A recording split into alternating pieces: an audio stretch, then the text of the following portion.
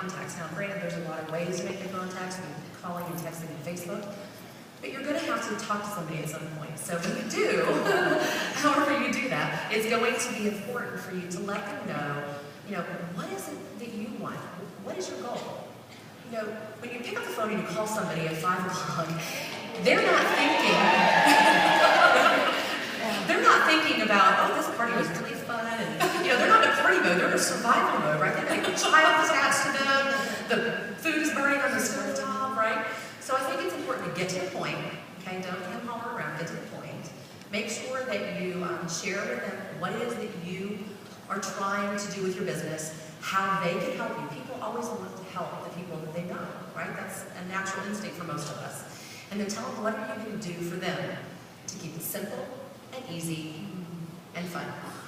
And they usually are more engaged in that. That's so important in the crazy, hectic times that we have right now, isn't it? I mean, everybody just seems to be running in 100 different directions. So I think the simpler that you can let that host, prospective host, know that you're going to make it for them, the much better chance you have for that booking.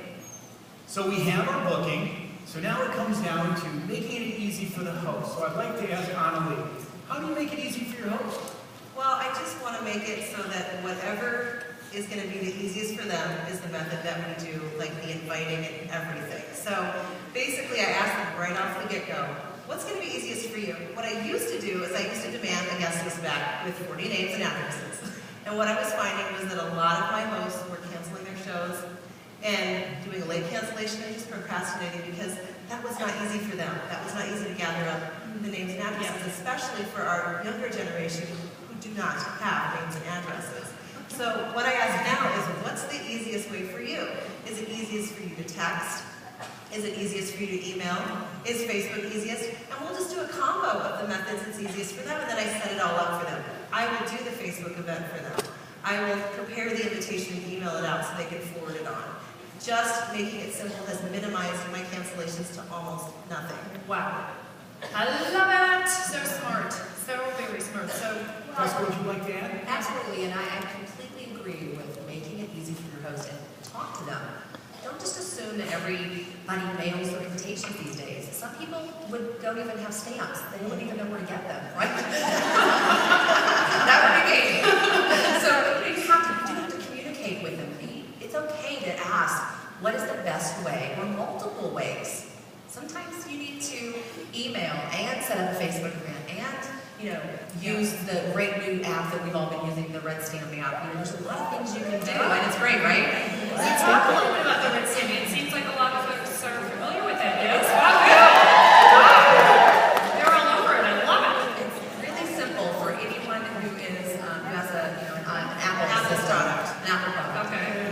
It's easy for anyone who's not very good with technology. It's pretty simple to use, but you can actually text the host the invitation, and then they can text it to all their friends. So easy. What's it called? Red Stamp? How many of you are using that? I remember A that. good portion, but not everybody. So looks like the folks that didn't have an opportunity. I do think in addition to making it easy for the inviting, is set goals for your host. I like to keep it real simple for them. I want you to get 10 to 15 people at your house and $250 in outside orders.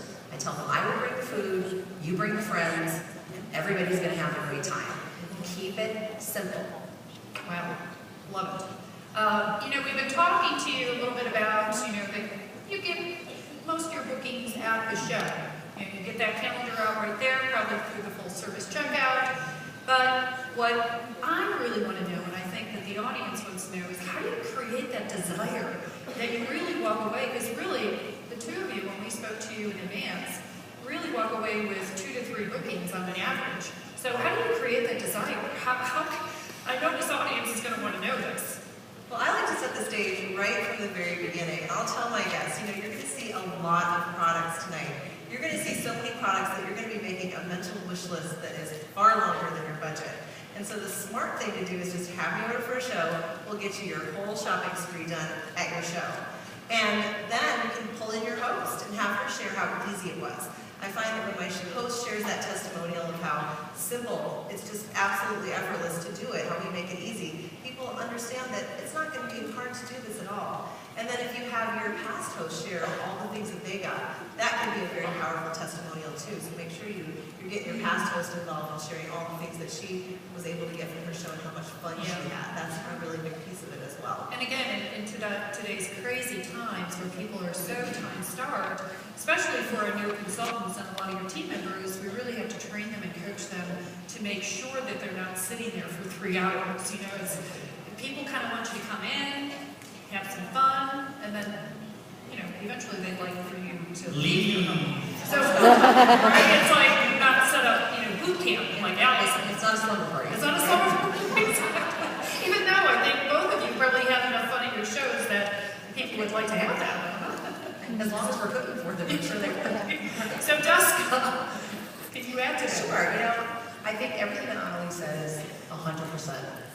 Once you build that excitement, you know, through the benefits and how easy it is, then I think the key is get them excited about every single product in that catalog. Let's face it, if they came to spend $50 in their mind, or to buy a food chopper, and they can afford to buy the food chopper, most people, the big reason they tell you is they're too busy to have a show. If you create that desire for every product that they possibly want, then guess what? They're going to listen. So for me, Annalie and I both call them power tools. My favorite 2 things to bring are the deep cover maker, the grill pan, and press.